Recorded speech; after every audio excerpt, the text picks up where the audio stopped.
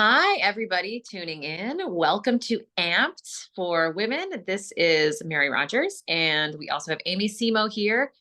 So, we are here talking about wellness for women, and Amy and I are both in the fitness and nutrition world.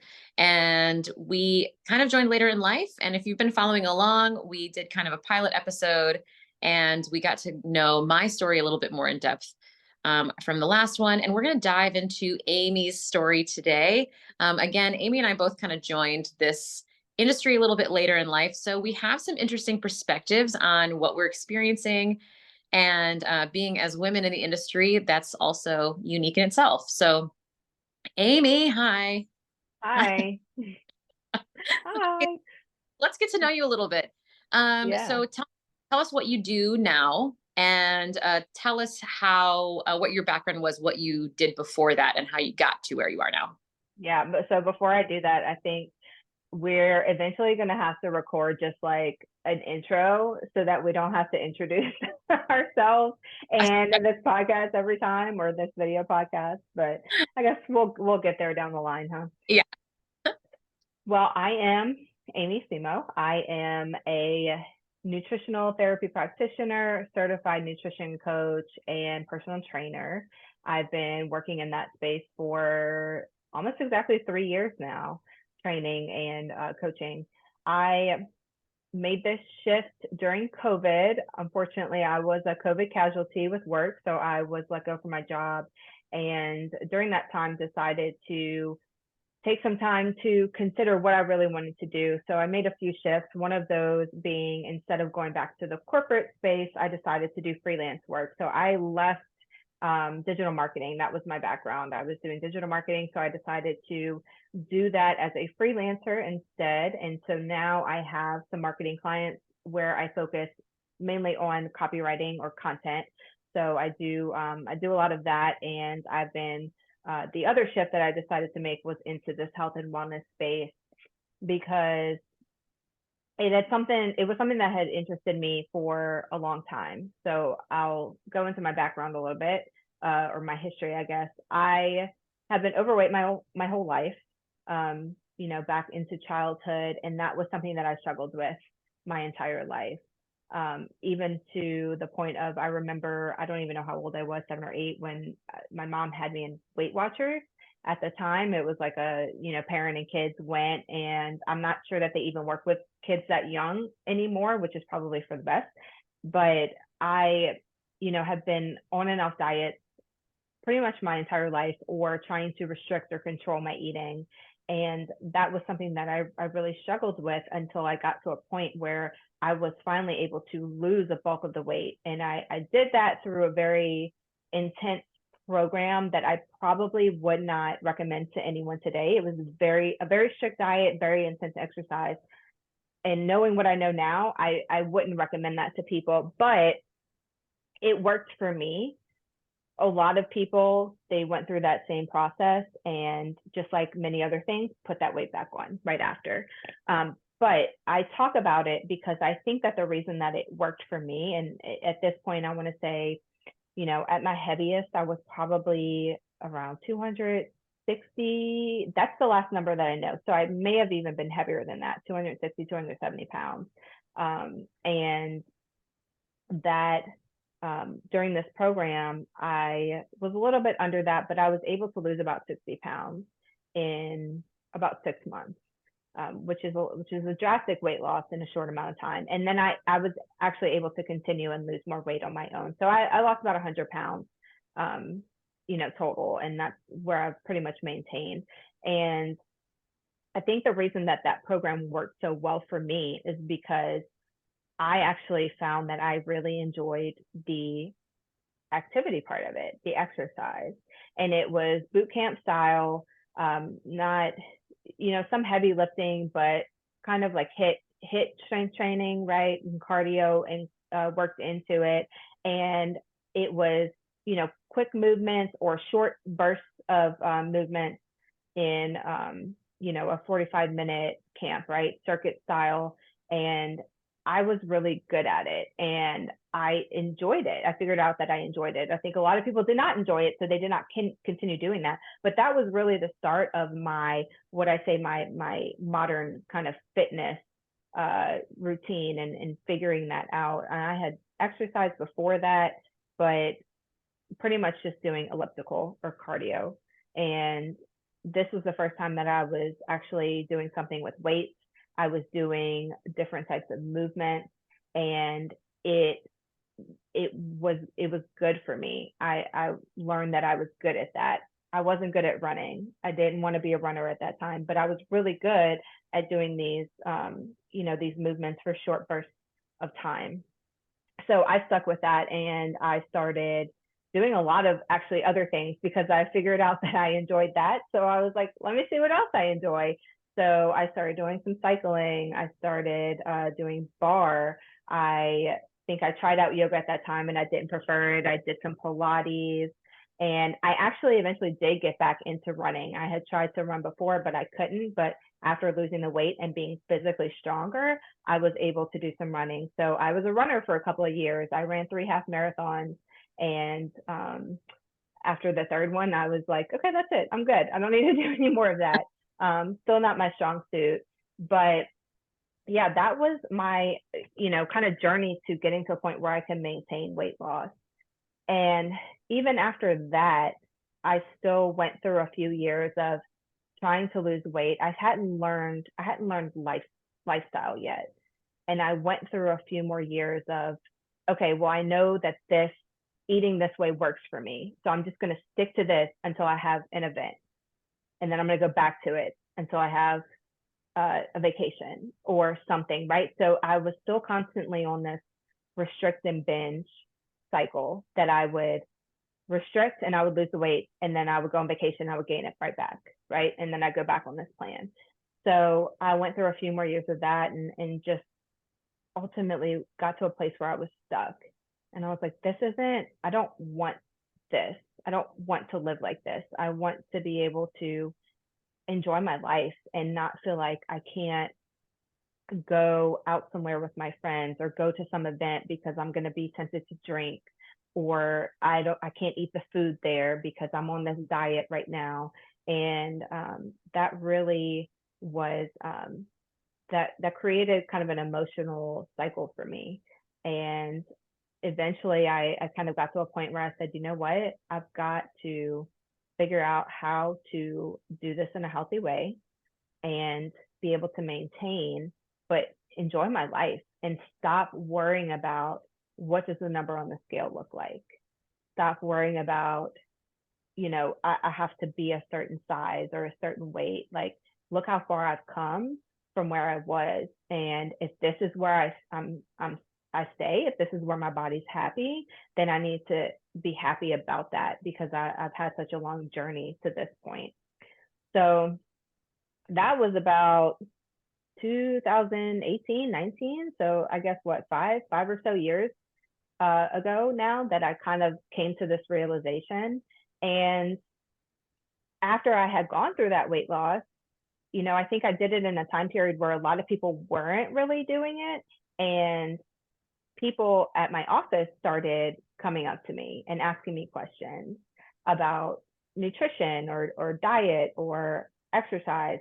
And I kind of became the go-to person in my, the places that I was, right? And I started, kind of questioning things a little bit more. And when it came to nutrition, people would ask me, well, can I eat this? And I would say, well, I mean, I don't know. Like it's different for everybody, right? So it really was my answer was always, I don't know what's going to work for you, but I can tell you what worked for me and I can tell you why I think it worked for me. So that really spurred my interest in wanting to have more knowledge behind the science of nutrition and understanding why certain things were beneficial, or maybe why certain things might be better for certain people. So I had kind of had this thought spinning around in my head for a few years of doing nutrition coaching, getting a certification just to have that knowledge behind me. So flash forward to COVID, I had time. So I said, you know what, I'm going to pursue I didn't have a job anymore. So I'm going to pursue this um, nutrition coaching certification. I want to learn more about it and maybe make a switch because I'm more passionate about the health and fitness space than I am digital marketing. No offense to digital marketing, it's great. But, and I'm a writer at heart. I have a journalism degree as well. So that's really where my passion is. I love to write, but I wanted to be able to help people through that, kind of mental, emotional block, maybe that comes with the constant yo-yo dieting and not understanding how to build a lifestyle down the road and how to just be comfortable and happy in your skin to be able to promote the health and fitness that you want. So yeah, I guess that's in a nutshell. So I got nutrition coaching certification. I was actually working at my gym at the time. I was at the gym that I was a member at before COVID. I told them I have some time. If you need some help, I can help out. So I was working there. I got a personal training certification so that I could help them on the training side of things. Did not intend to do that for very long, but I actually enjoyed it a lot more than I thought I would. So I kept doing that, and now I do nutrition and training. Yeah. And then we met and the rest was history there. That was such a great testimony. There were so many amazing things that you said. The one theme that I kept hearing that was really, really important was what worked for you, that there's an individual need, right? Not everyone's path is going to be the same. And then the other big thing that was really compelling was your understanding that you needed to strive for something sustainable. We've all gone through that where that typical yo-yo pattern where, yeah, we restrict for an event and then we let it go until there's something else that comes along that we need to restrict for. But how do we reverse that or change that and turn it into something sustainable and into a lifestyle, like you said? My gosh, thank you so much for sharing all of that. That was amazing. Okay, so tell me what wellness means to you now with all of that knowledge, with all that experience, with that whole journey now behind you, and now looking ahead. Um, what what does wellness look like to you on a day-to-day basis? Great question. It's funny because I thought I was stressed before COVID, and I was very stressed out at my job. So it was actually a blessing in disguise that I was let go from that because it relieved a lot of weight off my shoulders. But I, because of that, entered a new stage of life, and stress has been very, very prominent in my life in the past 4 years. And that was something I didn't realize until probably 2.5, 3 years into it, was that stress was the main issue I was struggling with. So wellness for me right now is really about tackling that stress and trying to be mindful each day of what am I doing that is promoting a a healthy mindset ultimately. And there, so let me also say I got married in October. This is May. Woo-hoo, So congratulations. thank you. So about 6.5 months ago, I got married. It is very stressful to plan a wedding. And on top of all of the other stresses I was already having, I bought a new house. I sold my condo, bought a house, moved in with my now husband, got engaged, planned a wedding, making career shifts at the same time. And that was a lot. And so, now that the wedding is behind me, it has, I had to stop because so I've used this analogy of a storm comes through. Like, you don't realize how stressed you are until something happens, or you don't realize how bad you feel until you feel better, right? And it's almost like a storm coming through. Like, while the storm is coming, you're doing everything you need to prep, and you're maintaining course, right? You're in your lane, you're going, you're doing, and you don't feel anything happening because your adrenaline is working and you're on that path. And then the storm comes through, and maybe afterwards everything's fine, but maybe afterwards there's a lot of damage. And then you have to repair and you have to rebuild and you have to start putting the pieces back together. So I use that analogy in the sense of how stressed I had been, that going into this wedding, I was maintaining course. I was checking all the boxes. I had a lot going on, and I have very type A. So I was checking all the boxes, getting everything done. And then the wedding happened, and then I stopped. I was like, I need some recovery time. And I stopped. And what happened was my body said, okay, that's enough. And I was trying to work out after that point, and I couldn't, because I would hurt so bad after even the smallest, simplest workout. I would hurt so bad. So I had to actually stop working out for several months to let my body heal. And so now, I gained a little weight because of that, and I would like to get some of that weight off, but I have to remind myself that I'm in like a season of healing and recovery. And so wellness for me is supporting myself through that mentally and physically, and allowing myself to be in the space that I'm in and work on those little habits day to day of, am I nourishing my body properly? Am I hydrating? Am I moving in a way that feels good? Because I'm back to kind of daily exercise now. And it's exciting because I couldn't do it for 6 months. So it's really about understanding where you're at and meeting yourself where you're at and being open to accepting where you are instead of trying to push yourself into a space where your body and your mind can't handle it. You're gonna make me cry. Love. So, Okay. no, I mean, in a good way. I'm a sensitive, emotional person. I already cried once today. I don't need to cry again. Tears are cleansing. I thought that was great how you spoke about wellness is supporting yourself where you are in the moment, knowing what your body needs in that moment. And sometimes that does mean, like your journey, it means, hey, we don't need exercise right now. We need rest. And then there is a time to pick that exercise back up. But it's about learning, to tune in and listen to your body. And that's amazing. Wow. I mean, so much. I mean, I just gleaned so much from what you just said. So, what was that like when you couldn't work out? What did that feel like? Oh my God, that was tough. It was hard to adjust to it. For a couple of weeks, it was okay, I can rest, cool. And then, it's tough. There's just so many facets to it because my body did have to adapt. And so I did gain a little weight because I was used to working out. I mean, this is 8, 9 years of me doing, very intense exercise, 5 to 6 days a week. Yeah. And then when you just stop, yeah, your body is going to take some time to adjust. And Yeah. so I did gain some weight, and that's okay because, my body is healing. But Yes.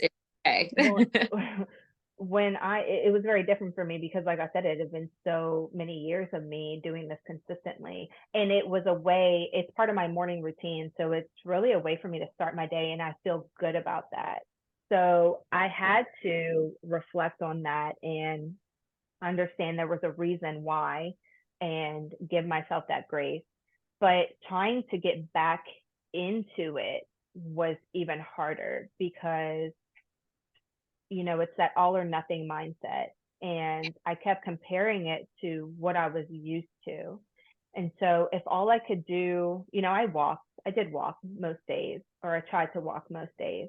But when I tried to do any type of intentional exercise or like strength training, yoga, anything like that, um, some days I could only handle about 10 minutes. And it was like, that's enough. I can't do anymore. But I kept telling myself, well, what am I doing then? Right? Like, if I can only do 10 minutes a couple of days a week, what am I doing? Because I'm used to doing 45 minutes to an hour, 5 days a week. And so this is nothing. But you have to remember that if you're doing nothing, then doing even 10 minutes a few times a week is still doing something, right? Yeah. And so it's been a, that was a hurdle that I had to overcome of not, don't stop comparing myself now to what myself 6 months ago or a year ago was, and start where I'm at, meet myself where I'm at.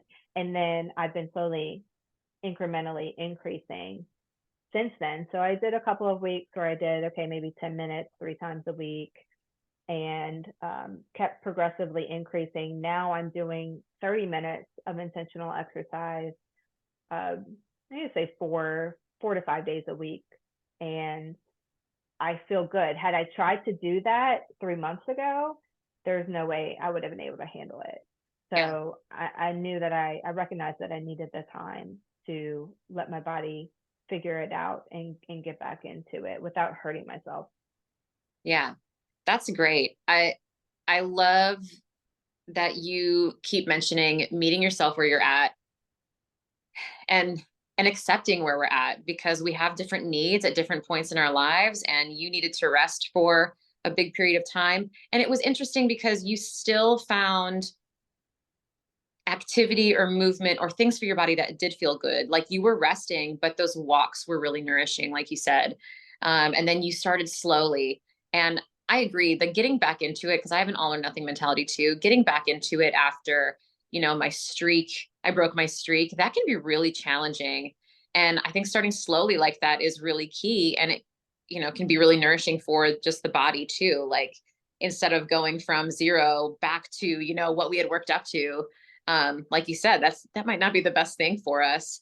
So I know that was a challenging time for you, and I watching you go through that just personally, um, was, I mean, inspirational to me and motivating to me, because I have to go through those times too. I don't know if you realize this, but you've watched me go through times like that also. So yeah, that was really important. And again, you just keep talking about how it was what you needed at that time. And I think that that's so much that we can take away from. Another key thing before I ask you something else, but another key thing that I keep hearing is, and I hope other people who are watching this kind of notice this too, there is a lot of psychology going on, right? Like we're talking about fitness and nutrition, but really we're talking about psychology. We're talking about what's going on inside, and we're talking about our minds. We're talking about how we feel and all of these internal struggles that no one sees going on inside of us, but yet we're overcoming them every single day. And I mean, I feel like all of us that do that, that deserves some praise and applause, from ourselves. We're going through those things. People don't see those things going on inside. So awesome. Yeah, and So it's a battle because there's so much, you should do this, you need to do this, you have to do it this way for it to work. There's so much of that thrown at us every day. And the truth is, whatever works for you is what you should be doing. yes, bingo, bingo. Whatever works for you, you're not the same as somebody else.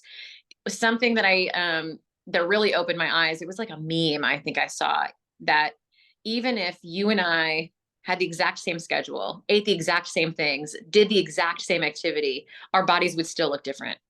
Our body, Absolutely. and they should look different. We want them to look different. I might admire someone else's physique. That doesn't mean that I need to try to get mine to look like that, Hmm. right? I should Right. be very grateful for where I am right now.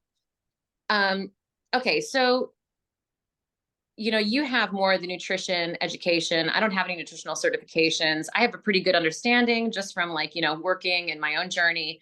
But you have really shed so much light on a lot of things for me when it comes to um, nutrition and how my body could be telling me certain things about what I'm feeding it.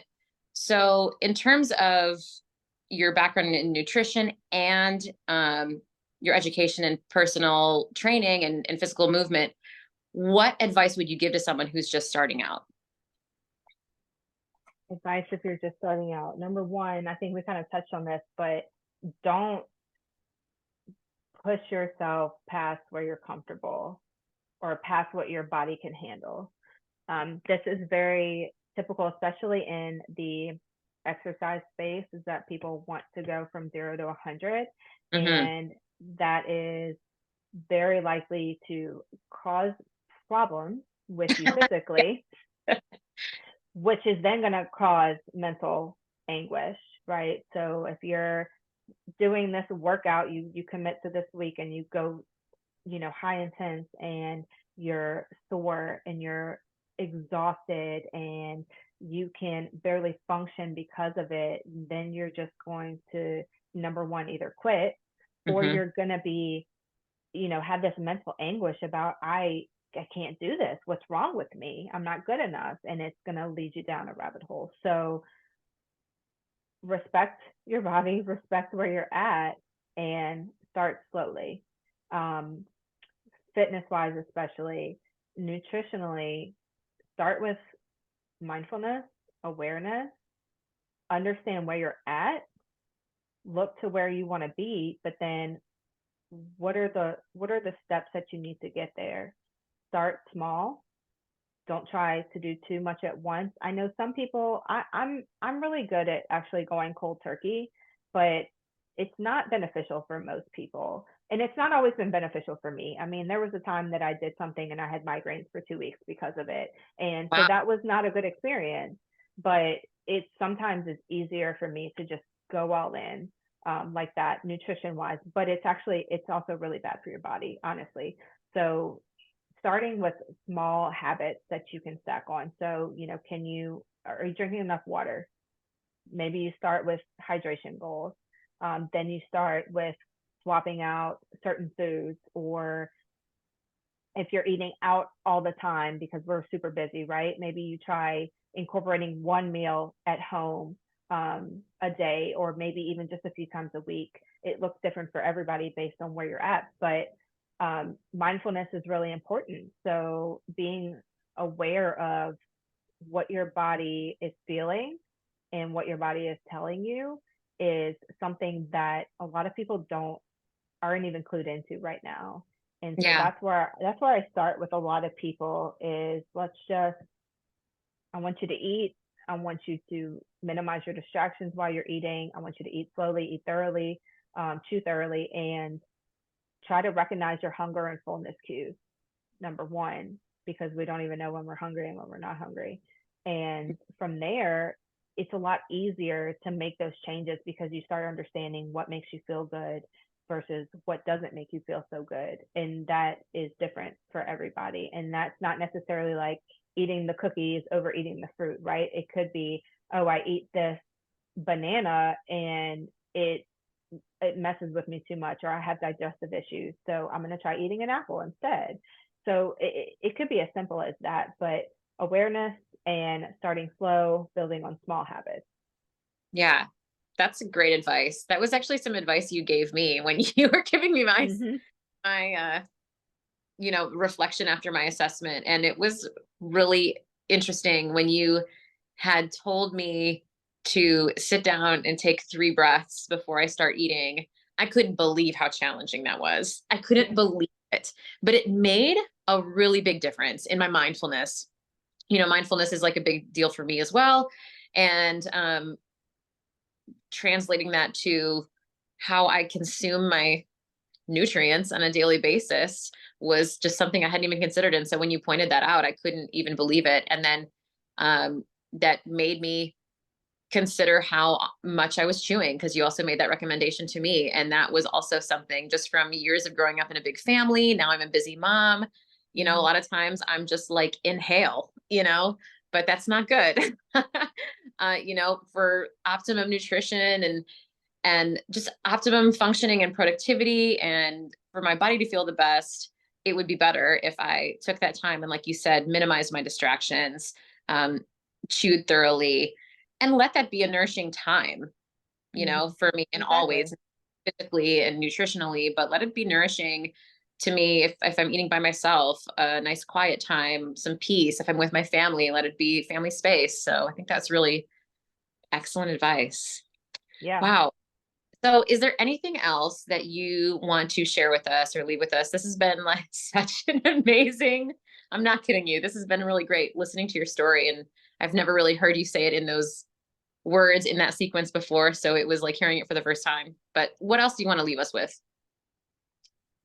I think just having an understanding that everyone is different, everyone has different challenges, everyone's body functions differently, and even what you need at different times is going to change. Yeah.